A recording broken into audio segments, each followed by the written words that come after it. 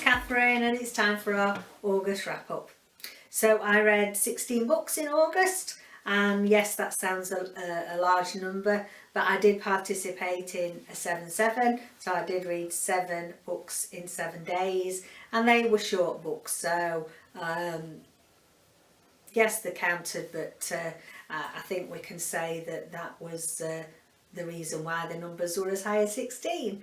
So I'll link down below or up here so that you can go and look at that that video about the 7-7 and the books I read for that. No point in me going through them again here now. I also did some reviews for publishers via my NetGalley account, and the first one that I read was called Sometimes I Lie by Alice Feeney.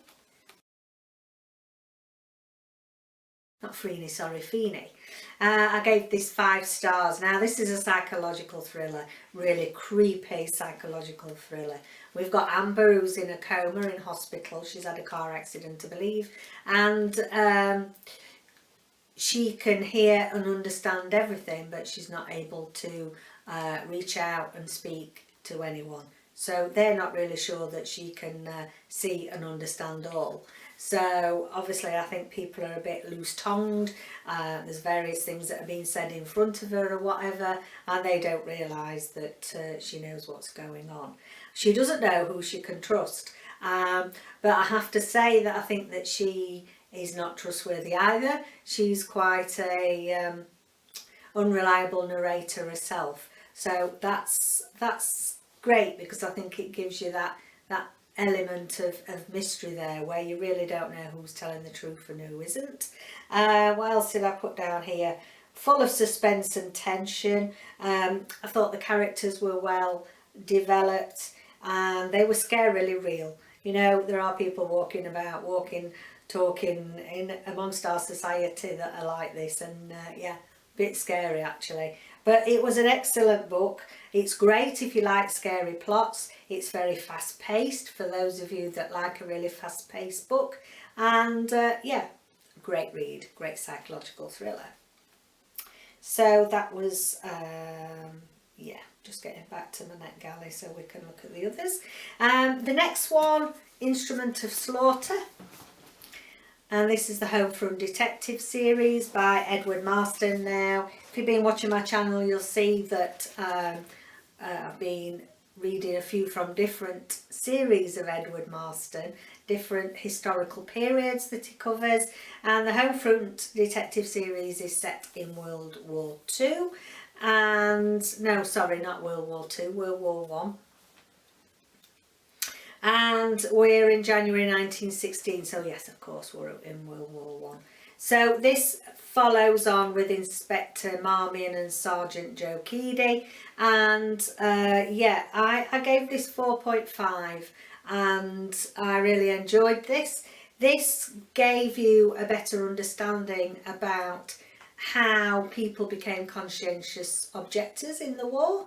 There were people who, for religious reasons or whatever beliefs, they claimed conscientious objector status, so they didn't have to go and fight. But often that caused a lot of trouble, because, you know, many people thought that they used to give them white feathers and things like that, stick the white feathers or tar them with white feathers, saying that they were chicken and they just didn't want to fight, and their beliefs stopping them going were just rubbish, an excuse not to be involved like the rest of the community, shall we say. So they didn't have an easy time, and it was quite interesting to read, you know, sort of a little bit more into what their lives were like, and how some of them, they did have these genuine beliefs.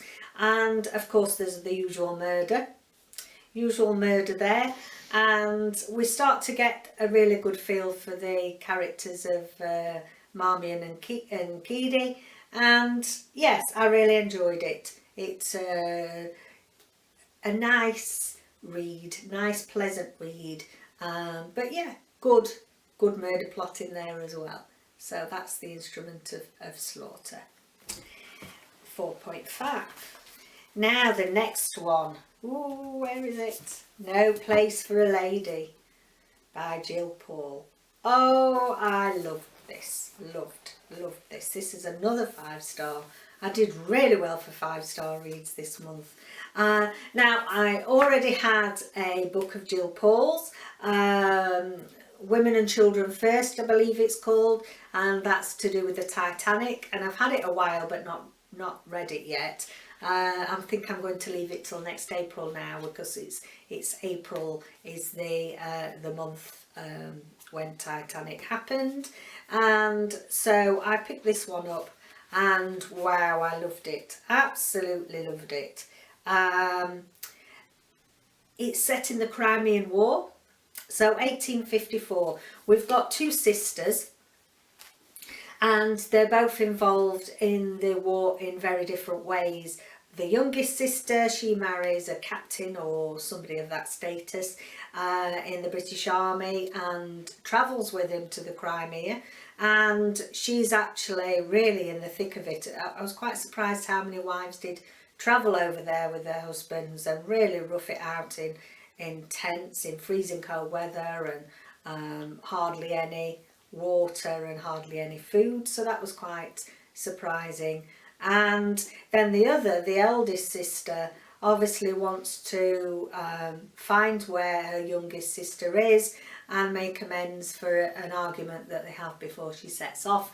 And she's actually a nurse, and she is, how can we say, she goes, it's in front of sort of a committee whereby certain nurses were chosen to go and work in the Crimea alongside Florence Nightingale. And obviously as a nurse myself, I found that really interesting, the process that they went through. And she obviously went out to the hospitals out on the battlefront. You know, the conditions weren't great, but it was interesting to see some of the stringent hygiene rules that Florence Nightingale was trying to implement to reduce the amount of infection. But she was a bit of a madam, you know. Her character came across as quite, although she was very strong-willed, strong-minded, to be able to get these changes. She wasn't always the easiest of people to get along with. So I found that really interesting. I think that the historical information about the time of the Crimea had been excellently researched and came across really in great detail in this book, and you could place yourself there. It felt as if you were actually there with the 2 sisters. There's a nice love story running alongside the stories of the 2 girls, and it was just a fabulous read. I couldn't put it down. Not easy to read in places, you know. There were moments of sadness and just a general understanding of just how tough it was out there in the Crimea, and I think anybody should give it a try. I've now recently been able to get another couple of Gill Paul's books, so excited to get to them. That was a fabulous read, well worth the 5 stars. Okay, then I did my 7 in 7, so I will not talk about that again. Obviously there's 7 books down in the video that I did for that. If you haven't already seen it, go and watch that, and that will give you a better understanding of those.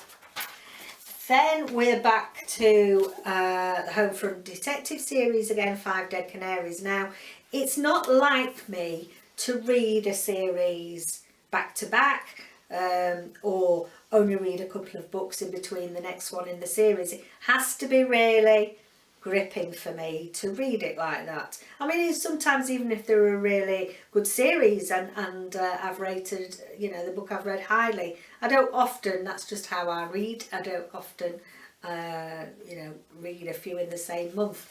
But because I enjoyed Instrument of Slaughter so much, 5 Dead Canaries is the next one.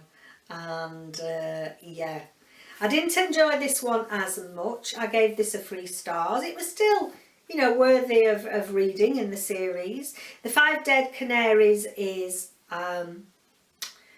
this relates to the girls, the ladies that went to work in the ammunition factory, and because they were handling sulphur. I mean, if we think back to those days, World War One, they're not they're sort of, they haven't got the health and safety rules, etc., that are around nowadays. So they were handling things with very little health and safety protection in place, and dealing with these chemicals made the skin go yellow. And so bless them, they were all named the 5 dead Canaries. Again, we've got Creedy and we've got Marian, and we're getting, you know, some backstory of what's going along day to day in their lives. And we've got the murder that they're investigating. So yes, it was 5, bit ploddy for me. It was slow, the plot was slow. It was not as enjoyable as the other ones in the series, but yeah, for what it was, I enjoyed it. Another book that I read for the publisher, and this was Then She Was Gone by Lisa Jewell. And it came out the 27th of July. I gave this 4 stars. This is another psychological thriller, and it's about a girl, Ellie, who goes missing. She's aged 15. She's sort of 15, 16, about to do her school exams, goes to the library to do some revision and disappears. And then I thought, oh no, not another, you know, because we seem to have quite a few around at the moment where the children go missing, or a child's abducted, or, you know, somebody just suddenly disappears into thin air and the sister will go and find where they are. And I thought, oh no, not another one. But actually this is well worth reading. I gave it 4 stars. It's a slower paced psychological thriller that really is mixed with family drama situation. I'm trying to look what I did on my review here. A mother's never really got over the loss, which you can quite understand, and I think it's about 10 years since she went missing. There are several different time narratives in here, and there's Ellie's voice, the girl that goes missing, there's a mum's voice, 2 of the characters, and actually I think that the characterizations, because Lisa Jewell, there's a really excellent at writing characters, and I think this helped to make this a 4-star read for me. And it was a slower paced plot, so for those of you that really like a fast paced one, then Sometimes I Lie by Alice Feeney is the faster paced of the 2 that I did, but this is slower paced. But actually you get a better understanding of the backstory, what's been going on, a little bit of why she goes missing. It's very emotional at times.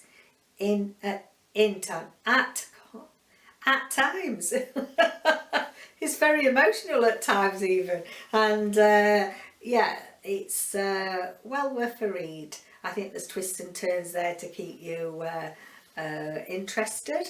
And yeah, if you like your psychological thrillers, go and give that a try.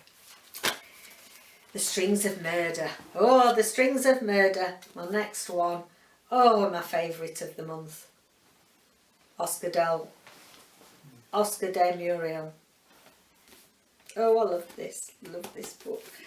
It's got a great cover on there as well, hasn't it? So, 1888. We have got a violinist that's murdered, and it's a bit of a locked door mystery. You know, like we've discussed before when we've talked about crimes, that the locked door mysteries is, you know, you've got to work out how the murder was done, because no way could they have got in and out of that locked room, so we think.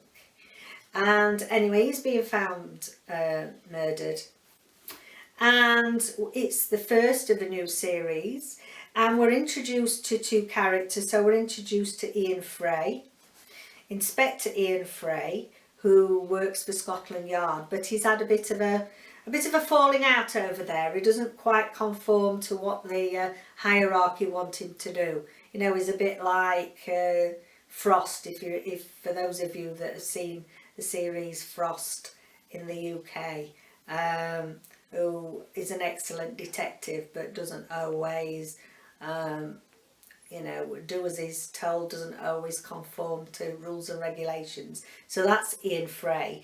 And then we've also got Detective McGray, and he is in Scotland. Now he's got this nickname called Nine Nails because he's supposed to be as hard as nails and a bit of a toughie. And also he is very interested in the supernatural. So obviously we've got these two detectives that are having to work together, completely different characters, but you'll love the both of them because they're very different, but it just works how the author has brought these two together. And there's always a bit of bitching going on, you know, and a bit of falling out and disagreeing, and that's quite, you know, quite comical at times. This is quite grisly. I do have to say it's quite grisly in places, and there's reasons why it's called The Strings of Murder, and it's to do with the strings that are used in violins of the time. But that's all I'm going to say because really it'll spoil the plot. However, I think you do need to know that it's a bit gruesome. Doesn't bother me, you know, when, you know, as a nurse, my kids are used to talking about operations and blood and all sorts while we're eating our Sunday lunch. But it's not for the faint-hearted in places.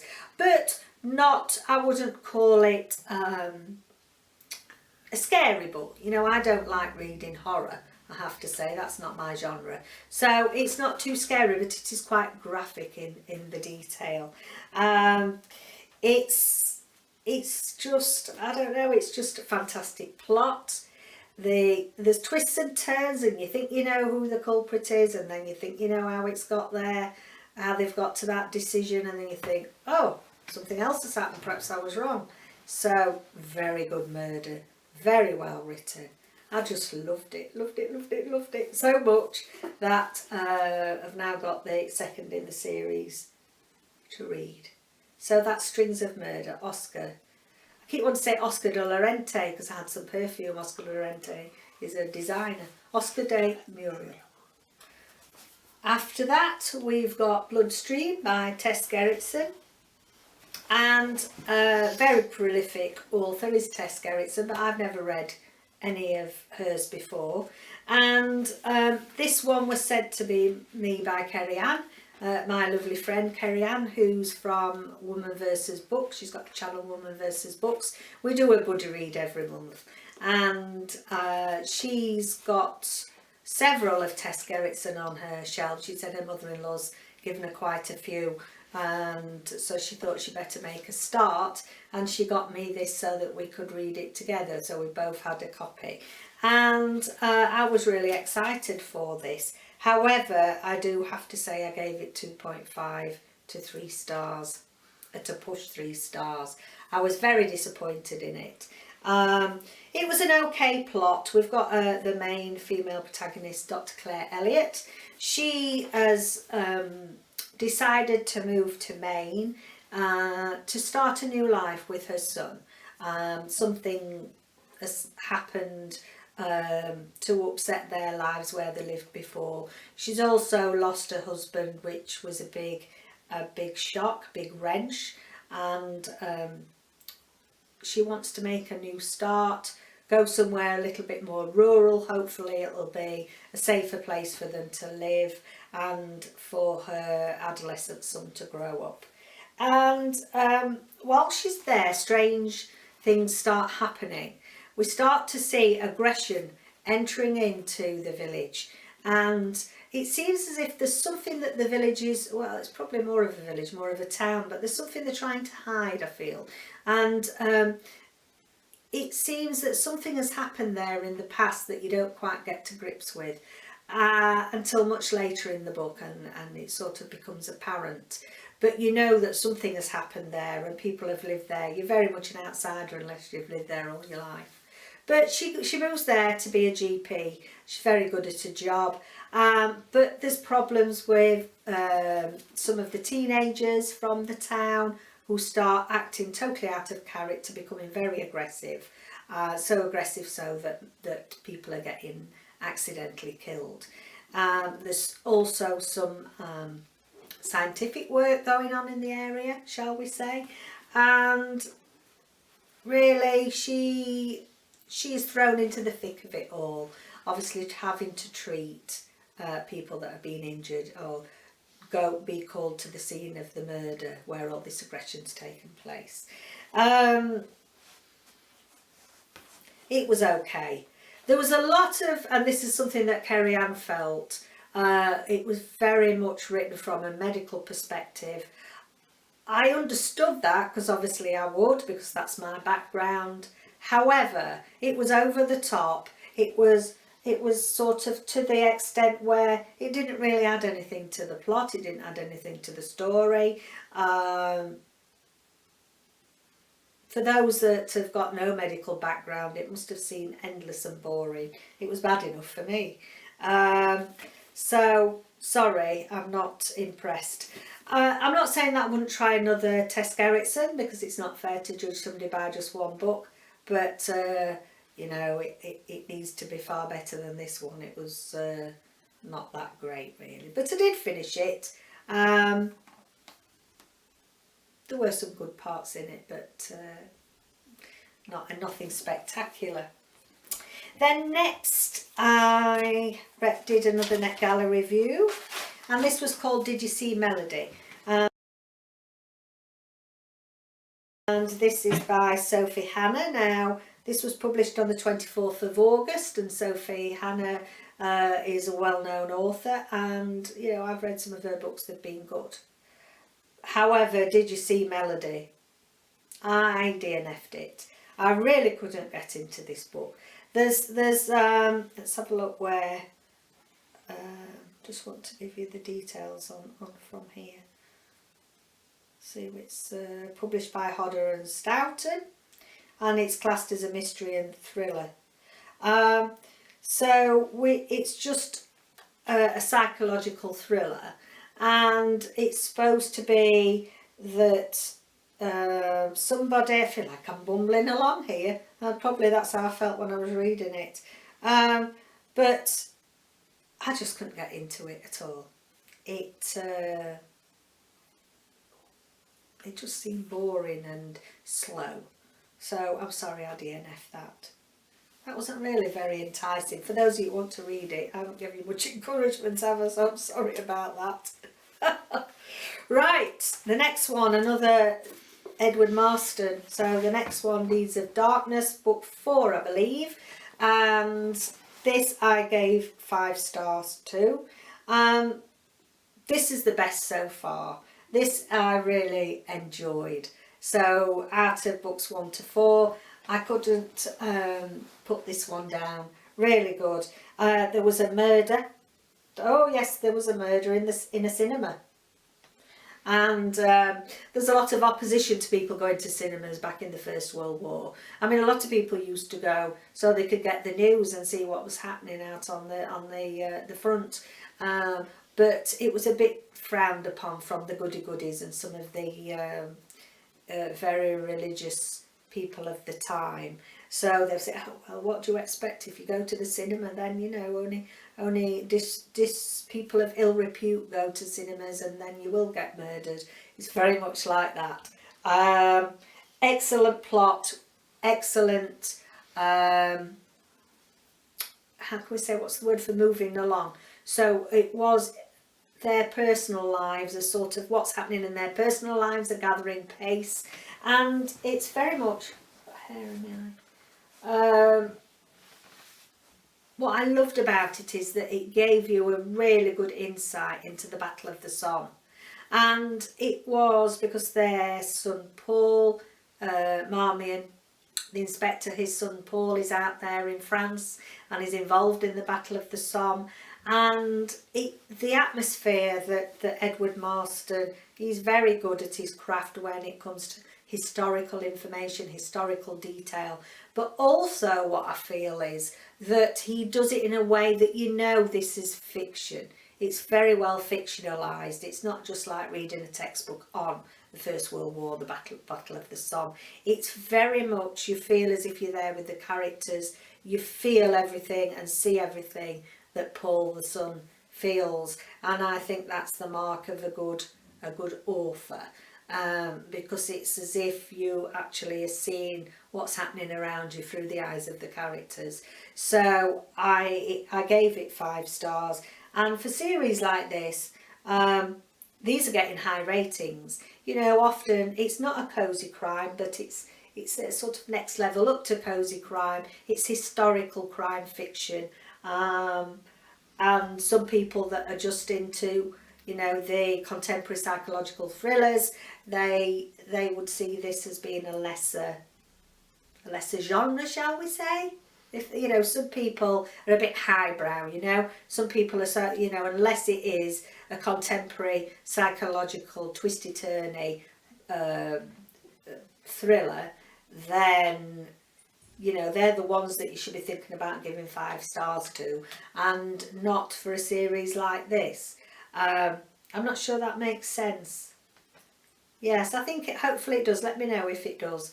I feel that this in its own right, you know, might not be quite so poetic as some of the contemporary stuff that's winning prizes these days, but very, very well written and keeps you gripped, and I'm really enjoying this series. So yeah, Home Detective series, Deeds of Darkness. You notice they're all a different colour, so if we like hold similar covers but different colours. Same with the Instrument of Slaughter. So that's what that one, give it a try. And then, is this my final one? Yes, it is. This is The Break by Marian Keyes. Now, I've just recently finished this. I gave it 3 stars. As most of you know, Marian Keyes is a very prolific author, very much in the love, romance, that type. Oh, I've still got her hair. It's irritating me. She's very well loved. People that love Marian Keyes are long awaiting this to be released. I'm just trying to get you a release date off here, and let's see, 1st of September. So it's by Penguin UK, Michael Joseph.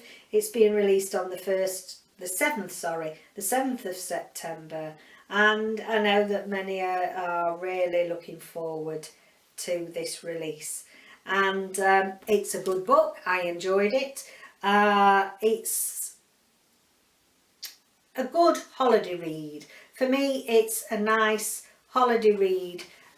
We've got domestic situation there where Amy and Hugh are having a break. He's decided he's having a midlife crisis, and since his father passed away, he's just not coping very well with life. So he's told his wife Amy that actually he's going to take some of their money out of their savings and he's going to go backpacking or whatever around the world. But don't worry, I'm coming back to you. Don't worry, I still want to be married to you and I still love you. But while I'm doing this backpacking, I want to be able to free to sleep with other women. Yes, exactly. That's what I think. And she feels that she has no choice really, that she just has to say, okay, she loves him that much, if that's what he wants to do, and he says he's coming back, then she says, oh, well, okay, off you go. I find that she's a bit too much of a martyr. She gets on my nerves a little bit, you know. Yes, there's always things that you can do, and I know it's not ideal being in that situation, but goodness me, I'm not sure I'd want him back if he thinks he can just go sleeping around the world. Would you? There are some important issues in this book as well. It's not just a light fluffy read.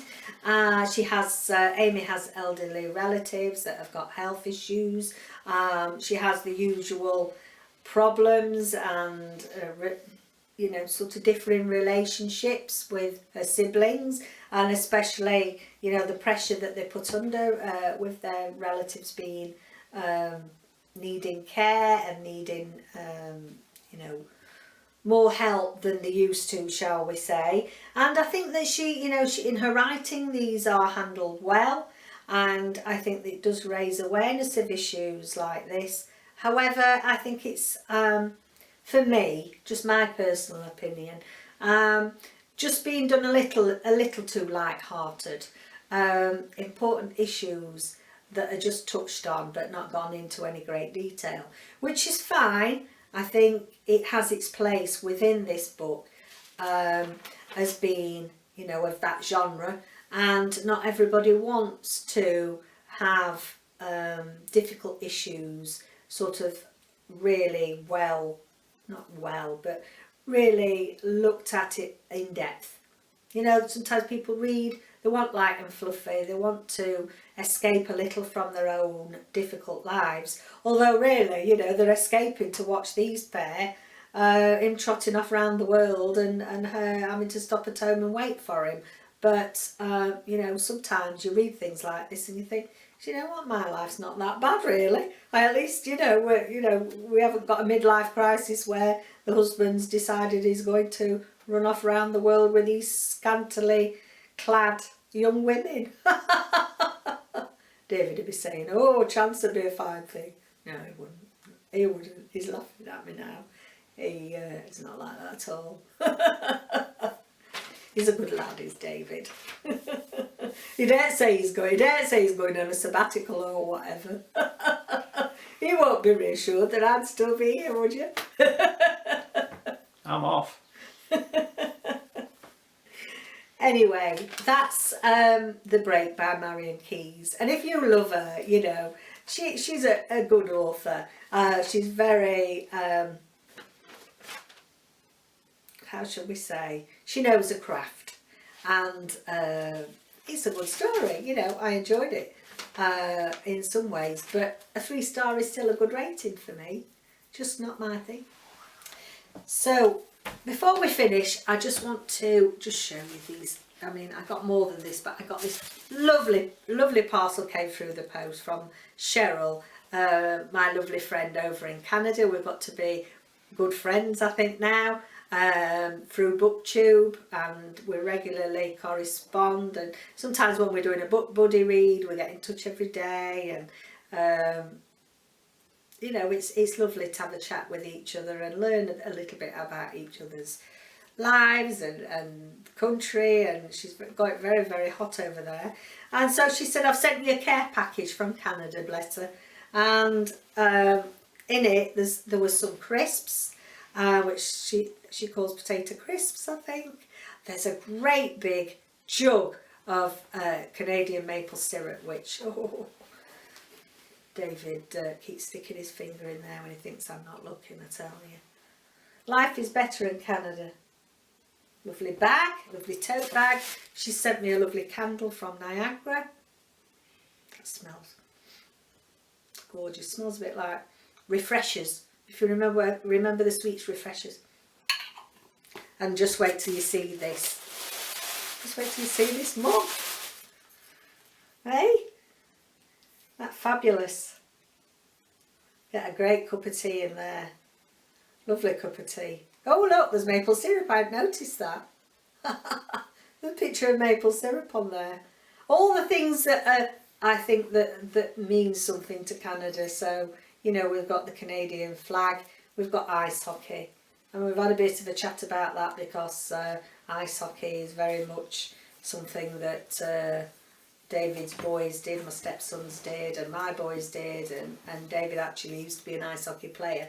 So, yeah, he knows all about the teams and stuff that Cheryl knows more than I do. So I just want to say a big thank you to lovely Cheryl. Go and check her channel out. It's CR Flames Fam, which is an ice hockey team. And yeah, see you again next time. Thanks for joining me. Take care, bye.